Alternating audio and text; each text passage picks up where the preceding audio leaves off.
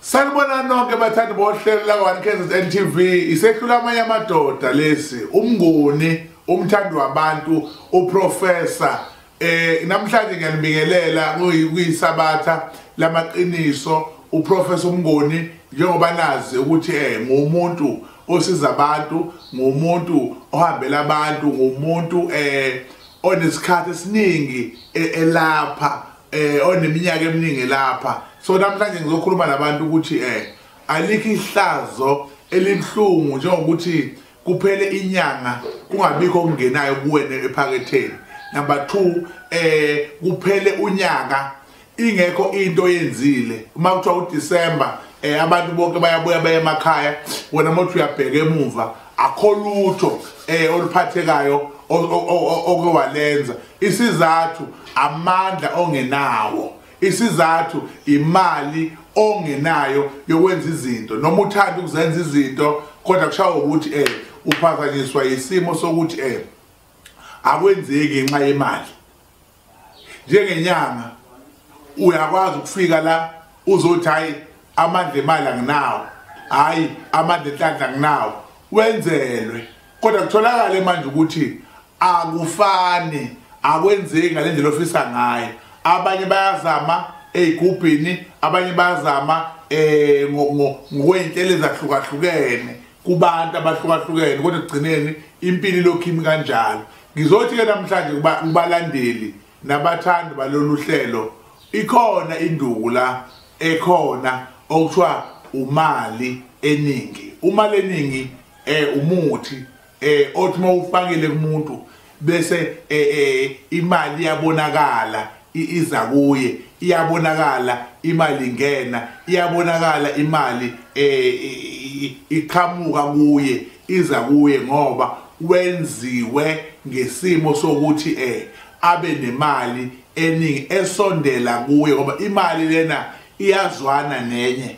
Kunzima ukuthi uzoba nemiliyoni ungakazi ube nalo, hayi kulithole kalula kodwa kubalekile ukuthi qala ube nalo imiliyoni nelinye ke lizoza ngoba vele likhona elinjani elikuwena. Ngaleyo ndlela leyo ngizothi ke namhlanje abantu abahlangane bazi ukuthi ofuna inhlanhla, ofuna ukuphila kahle, ofuna ukuceba akeze. Siyazi ukuthi inyanga nisayithembi, siyazi ukuthi abantu abakhuluma ukuthi bezinto yenhlanhla anisabethembi kodwa ungathembi nombani ngoba akusibona bonke abantu abangabelaphi abangalenzi iqiniso.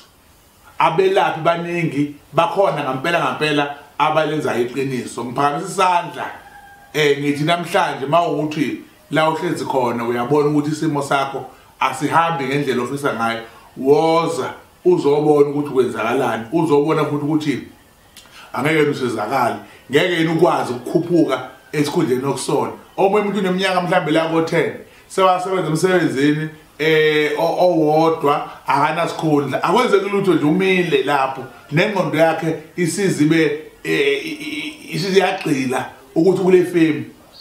Kodwa ngemithi uyakwazi ukuthi uphume lapho ungene kwenye indawo. Omunye umuntu sesengawenza ama-CV ngawafaka waphumi kodwa ngomuthi uyakwazi ukuthi cha ama-CV yaphume ubizwe usebenze. Lokho engizokusho njengamanje ukuthi ningaphuthelwa ukusondela nenze izinto.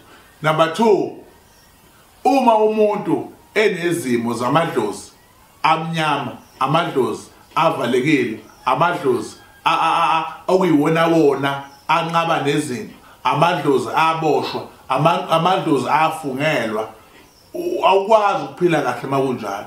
Kodwa mawunomuthi uyakwazi ukuthi ukubulala lezo zinto bese uyasala wena unjani uqondile, bese uyasala wena unjani umile esigabeni esihle nesifanelekile sokuthi inhlanhla yakho ikwazi ukuphila ngaphandle kokuthi amadlozi akho angcolile, ngaphandle kokuthi wafungelwa. Ikhona into enjalo. Omunye umuntu unayo inhlanhla kodwa khona wamvala straight, akakwazi ukwenza ngoba uvaliwe umuntu uthi lo muntu ngeke ngibone.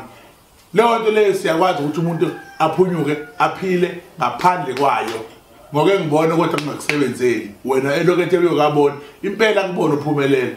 akubona uphumelela impela ethi ngiyeke ngibona kuyolunga kuvele kulunge ngoba zikhona izinduku ezikhona mawudinga imali sizokwenzela into ezothola imali nikhohlwe laba bantu abathi bafaka imali esheshayo emabhenki bafaka imali imali iyayizela khohlwa nawo labo banamanga iqiniso lithi uma waba nento eletha imali endlini kusuka kunesifungo ozosenza kusuka kunendlela yenhlupheko ethile okumele uyamukele ukuze uthole into nayo futhi uzokunikeza isikhathi esincane sokuphila la thina sikhuluma ngokuceba uguge udlinye inyoni zabantu abakho ngento ewumuthi owakhiweyo othi uma udla umuthi uphile kahle nezingane zakho uphile kahle nomndeni wakho uphile nabazukulu bakho lana sinenduku okuthiwa uguga uma kuwukuthi ngampela uyiphethe le nduku uyaguga ngampela ngoba usuke wenzelwe ini isimo sakho sahamba ngendlela enjani efanelekile angimeke kancane ngichaze ukuthi umhla ka10 ngiseBlue Lagoon mhla ka10 ngiseBlue Lagoon ila ngizobe ngikhona khona wonke umuntu ofisayo ukusondela ezobeka uzandla ngizobe ngihambe ngedwa ngizobe ngihamba nobaba uSibiya Mr Magic nabaculi bazo begospel bazobe khona eBlue Lagoon ngomhla ka10 abeze eBlue Lagoon nje bazoyibona indawo ezobe ilungisiwe lapho ngizobe ngiphulukisa khona abantu ngizobe ngifaka abantu emanzini olwandle ukungena olwandle akufani nokungena nje ingenele kodwa ungeniswa inyanga ungeniswa umthandazo kunamasiko esiwenzayo kuqala ngaphambi kokuthi ungene olwandle unebhadi unesinyama akuhambi kahle empilweni into zakho ziyabheda sizokwazi ukulungisela ukhanye ungene lapha ugeze ungene olwandle sobe sikufaka ngempela hayi ukudlala so ngiyacela ukuthi nilungiselele